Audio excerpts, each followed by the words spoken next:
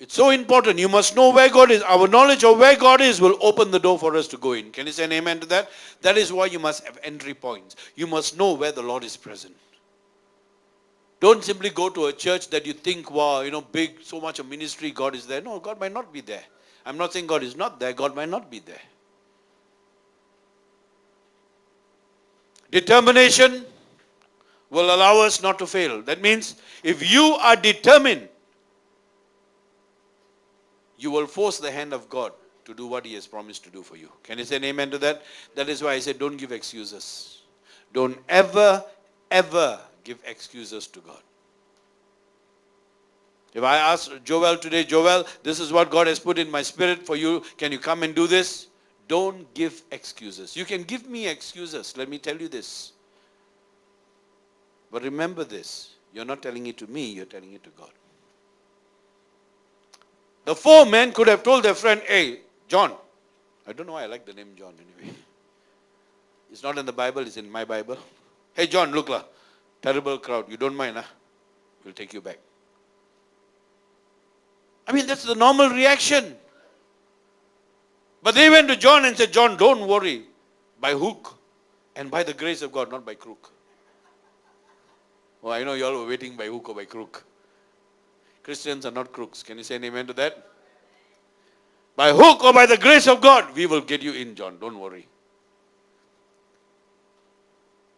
That is what you must understand. Now, when they say crook means doesn't mean crook lah. Crook is the staff where all these bishops carry. It's a crook, right?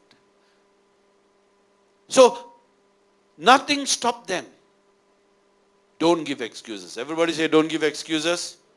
I can't come. It's quite expensive to come. I tell you, as long as you say it's expensive to come, you'll always be poor. You do not know how much cents I got. I only got 60 cents in my pocket. Hello, talk dollars lah.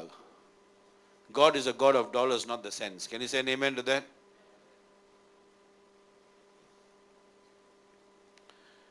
When we approach God, you must be determined to walk through the end. Can you say an amen to that?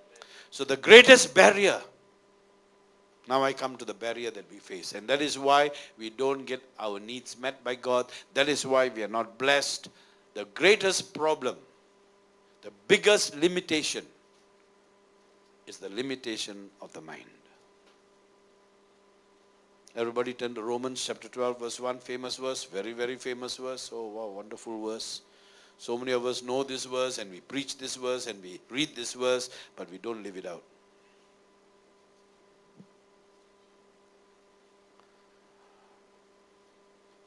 Now I want to read to you so that you'll know what I've been saying to you. I beseech you therefore. The word beseech is a very powerful plea. I beg of you. I plead to you, I cry to you, Paul is saying, I beseech you therefore, brethren, by the mercies of God, that you present your bodies a living sacrifice, wholly acceptable to God, which is your reasonable service. So the first thing for you, in order for you to receive blessings and to be touched by God, you must sacrifice. Can you say an amen to that?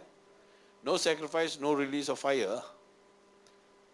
Present your bodies as a living sacrifice. Everything that you do is a sacrifice unto God. Because why? I've sacrificed my time, Lord. I've sacrificed all that I am. I put aside all that I am. I'm here, Lord.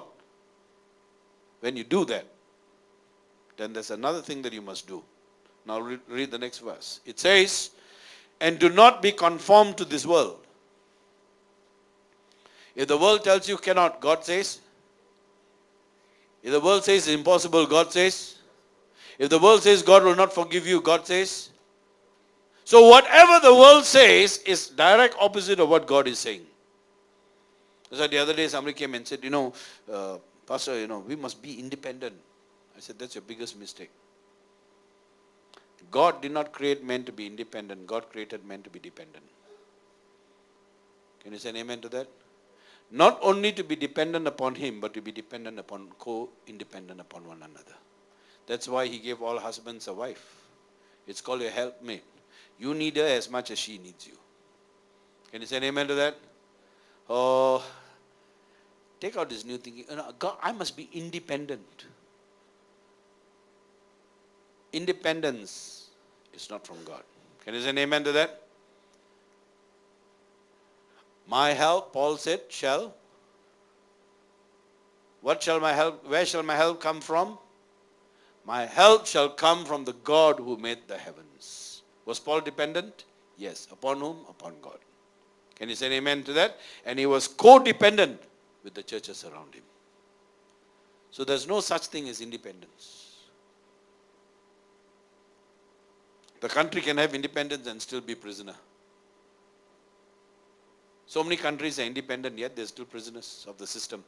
So God says here, and do not be conformed to this world, but be transformed by the what of your mind? By the renewing of your mind, that you may prove what that is good and acceptable and perfect will of God in your life. Church, when your mind is renewed, then everything that you do will be acceptable unto God. Can you say an amen to that? So where's the biggest problem? Heart or mind?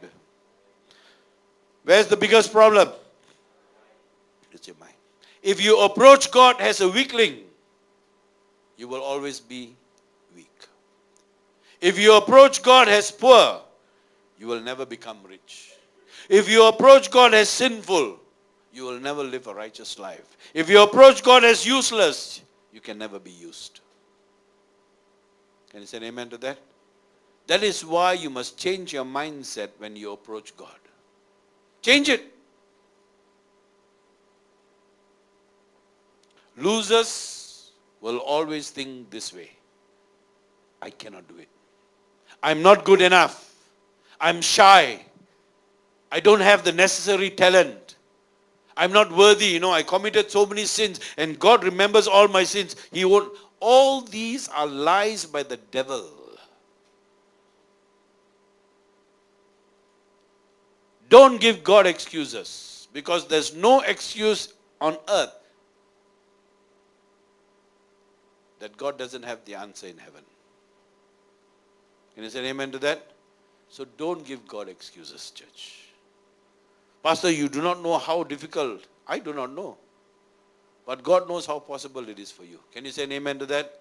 Sometimes we as pastors, God puts it in our heart, let's say to tell Sister Stella to do this, right?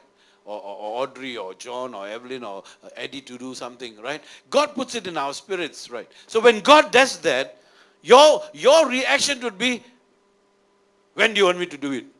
How do you want me? Don't worry, Pastor, I'll do it for you. I'll get it done. You see, when you have that, God will make the way possible for you. Can you say an amen to that? But when you say, you don't understand, Pastor, I've got to do this, I got a farm to take care of. I just married a wife. I got a wife to take care of. God said, if you have anything that's ahead of you, you cannot be my disciple. Remember Jesus said, come follow me. What did the man say? I bought me a cow. Even a cow can stop a man. I bought me a cow. I got to go and see my cow. He's missing me. He's lonely without me. Oh, I just married me a wife. If I don't go back, finish. The doors will be closed. Climb up the roof. Make a hole and climb down. Can you say an amen to that? So your wife locked the door. Climb up the roof, open the tiles and come in. That's what the men did. What excuse can you give? Car broke down. Leave the car there, take a bus. What excuse? No money. Tell God, no money. God will send transport. You don't believe it? I'll tell you. One day when I was having ministry, you all know the house that we had in Tongshin, right? I forgot to bring money. I had no money. Literally no money in my pocket. And I wanted to go back. How to go back? I'm sitting down in the bus stop. I said, Lord, I really don't have money to go back. Within 5 minutes, I get a call. Michael, where are you? I said, I'm in the bus stop near Bukit Bintang. Near Lot 10? Yes, near Lot 10. Okay, I'll come and pick you up. BMW 7 Series came to pick me up. Hey, when God sends transport, He doesn't send Proton Potong Saga, He sends BMW.